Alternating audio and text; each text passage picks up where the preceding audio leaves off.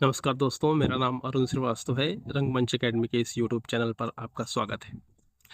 आशा करता हूं कि आप सभी का जून साइकिल का यूजीसी नेट जेआरएफ एग्ज़ाम बेहतरीन रहा होगा। और अब होता ये है कि एग्ज़ाम के बाद ज़्यादातर विद्यार्थी आंसर की या रिज़ल्ट के इंतज़ार में रहते हैं।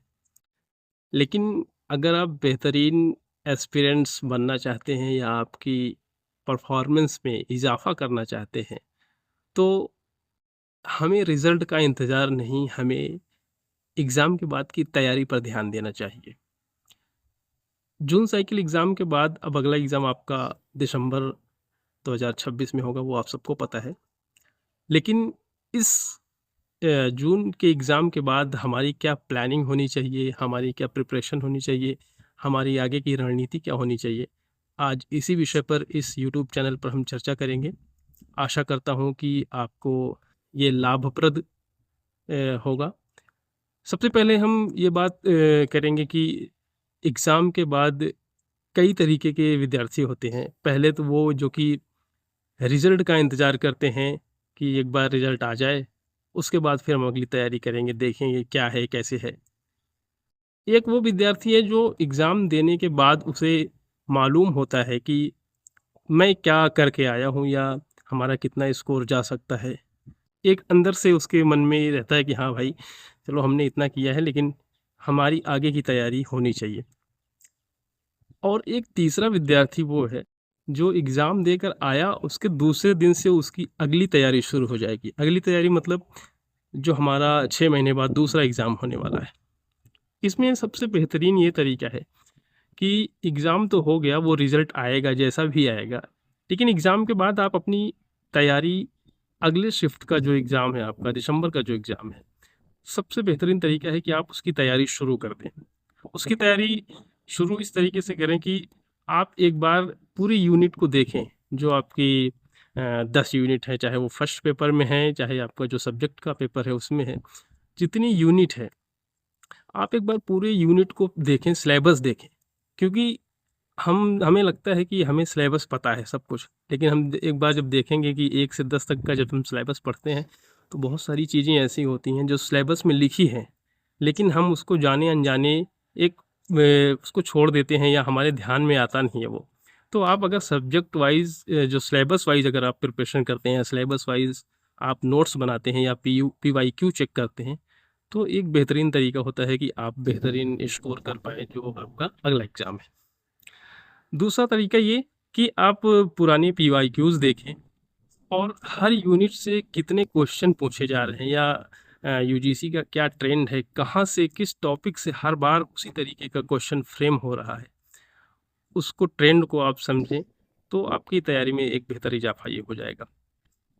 उसके बाद जो विद्यार्थी, जैसे रंगमंच एकेडमी है, ये ड्रामा की क्लासेस प्रोवाइड कराती है। फर्स्ट पेपर की क्लासेस इस पे नहीं होती है, लेकिन जो ड्रामा के विद्यार्थी इस पे जुड़े हुए हैं, मैं उनके लिए एक सलाह है कि आप फर्स्ट पेपर को भी थोड़ा ध्यान में रखें, क्योंकि ड्रामा का जो 100 क्वेश्चन है उसमें बहुत सारे क्वेश्चन ऐसे आते हैं जो आपको पता नहीं लगता कि ये कहाँ से आया हुआ है।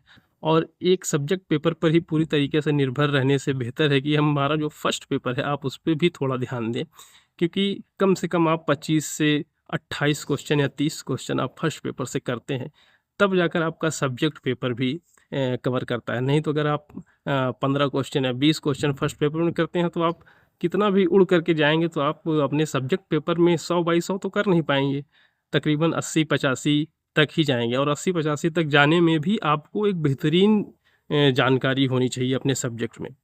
तो आप सब्जेक्ट के पेपर के साथ साथ फर्स्ट पेपर पर भी ध्यान दें। जैसे आपकी यूनिट्स हैं, एनवायरनमेंट की यूनिट है, आपकी एजुकेशन की यूनिट है आपकी, जिसमें करंट क्वेश्चंस भी आते हैं। इसमें एक ये ऐसी यूनिट्स हैं जहाँ से 10 क्वेश्चन के बजाय यहाँ से 12-12, 13-13 क्वेश्चंस आते हैं। आपका रिसर्च का जो है यूनिट है, टीचिंग की यूनिट है, यहाँ से क्वेश्चनों की संख्या ज़्यादा होती है। 10 तो कहने के लिए है, लेकिन कभी 12, कभी 13, इस तरीके से क्वेश्चंस आते हैं। तो जो यूनिट्स फर्स्ट पेपर में है, अगर आप मैथमेटिक, रीजनिंग या डीआई ये टफ लगता है, तो एटलीस्ट आप जो थ्योरेटिकल जो यूनिट्स हैं, चाहे वो आईसीटी की हों, ये सब इसमें फैक्ट्स, डेटा, इसको आप थोड़ा ध्यान में रखें। साथ ही साथ अपने आप सेकंड पेपर की तैयारी करें। तो तैयारी आपकी अभी से ही रहेगी तो ज़्यादा बेहतर होगा। ये नहीं कि हम रिजल्ट आ जाएगा उसके बाद तैयारी करेंगे। कई बच्चे तो ऐसे हैं जब अगला फॉर्म भर देते हैं उसके बाद से तैयारी शुरू करते हैं। तो इस तरीके की तैयारी ना करें, इससे ये लाभप्रद नहीं है।